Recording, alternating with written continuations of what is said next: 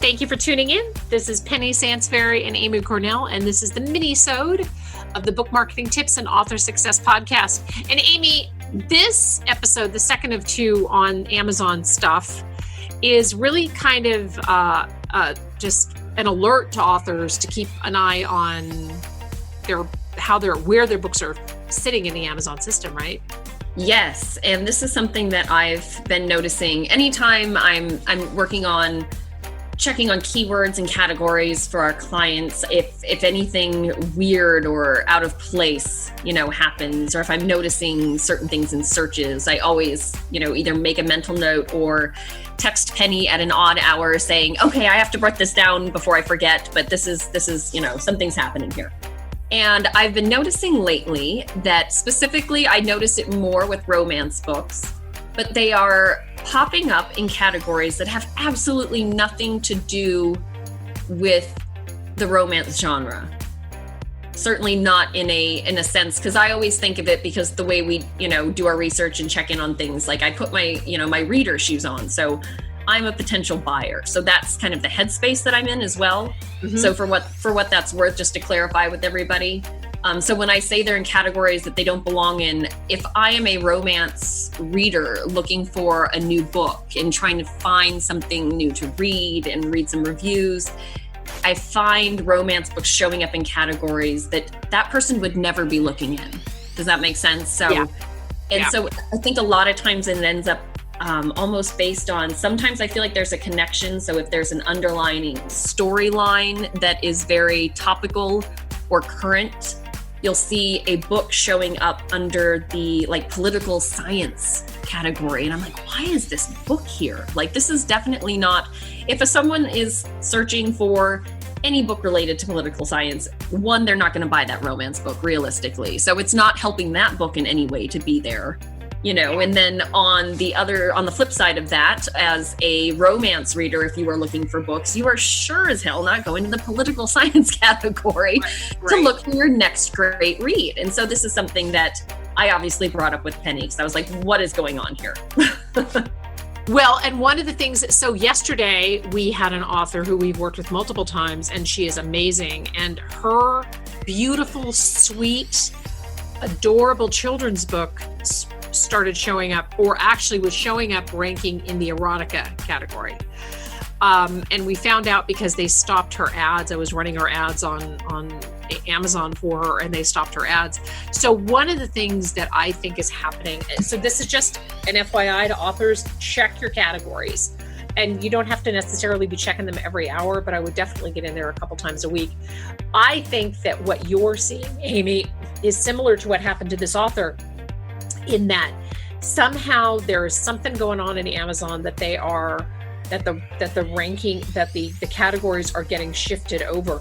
And I raised HE double hockey sticks with Amazon because I said, this woman has an ongoing campaign. We are working on her ad. She is wasting money, blah, blah, blah. And I think they fixed it right away. I think she wrote this morning and said they fixed it.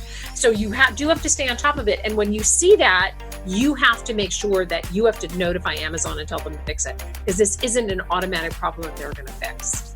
And it's harmful for, if you're seeing this, if you are a mom on this site and you go down to the book details of this beautiful children's book and you see it showing up in erotica, sorry. I think you're going to think, well, wait a minute. You know what I mean? I think it's going to, it's definitely problematic. So I don't really know what is happening with Amazon that is causing this.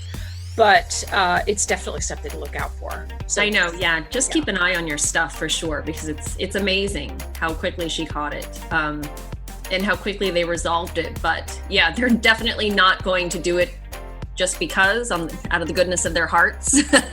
Yeah. So, yeah. And don't be afraid to get on the phone. I feel like we say that a lot with our clients, so it's worth mentioning in this case, because I know talking to on the phone with customer support for any reason is pretty much not something any of us like to do anymore. We've gotten so used to email being so efficient and submission forms and things like that.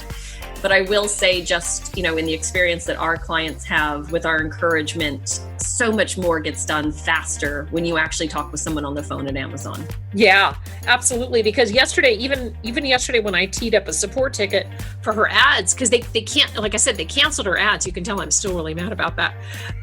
When I teed up a support ticket, they said, well, we'll get back to you in 48 hours. I was like, oh, no. No, yeah, we were doing a bunch of work for this author too. Like, we were at a point in the campaign where we were sending quite a bit of new traffic to that book page. It's like, no, this needs to be fixed now, right now. Like, yeah, exactly. Yeah, keep an eye out, everybody. And I would love to hear from people if this has happened to you. If you did get any feedback from Amazon or anything like that, if you have anything to share with us on just kind of investigating any of these problems or glitches that happen. I'm always so curious what kind of feedback authors get when they start troubleshooting some of these things with Amazon. I find that really insightful. Yeah. And, one of the other things that I wanted to mention too, just before we let everybody go, is I have also seen Amazon ads be somewhat glitchy in that they may cancel your ads and say, well, it's non-compliant or whatever. Definitely reach out to them, because Amazon's decision is not always final. I guess that's probably the easiest way to say it, is Amazon's decision is not always final. So when you spot a glitch, or if your Amazon ads get canceled for, some weirdly bogus reason, be ready to reach out to them and make them make it right, for sure. So listen, thank you so much for tuning in. I think this was our last, this was our last Minisode for the year. But we want to thank you all so much for listening. It has been our absolute pleasure to do these shows since February. And we will see you again in 2021. So thank you so much for tuning in, and good luck with your promotion. I hope you had a great holiday season. Bye-bye.